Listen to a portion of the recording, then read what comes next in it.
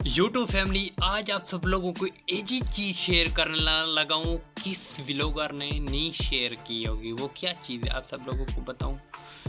दिमाग में कुछ सोचो, कर दिमाग में टैलेंट है आप सब लोगों के लिए। आप सब लोग सोशल मीडिया में इस्तेमाल तक कर रहे हो, सोशल मीडिया में कुछ इस्तेमाल तक कर रहे हो, कुछ कमाओ, अपने आप को ज़ीरो को लो हीरो बनाओ, हीरो को लो ज़ीरो बनाओ। वो अपने आप में दम टैलेंट है। आप जहरा लड़का वीडियो देख रहा है, टैलेंट है आपको सलूट है। पाकिस्तान आपको सलूट करता है, ठीक है ना। वीडियो बनाओ, अपने आप टैलेंट दिखाओ यार। क्या कर रहे हो यार, अभी तुम मेरी वीडियो देख रहे हो, ऐसे ऐसे कर रहे हो यार। अपने आप टैलेंट दिखा ना यार, कुछ वीडियो पढ़ा, कुछ अपने आप टैलेंट दिखा, अपने आप का जज्बा दिखा। मेरी वीडियो को लोग क्या सीखोगे, मुझे 10-15 व्यूज़ मिलते हैं। मैं आप सब लोगों को समझा रहा हूँ, ये तो सोचो ना।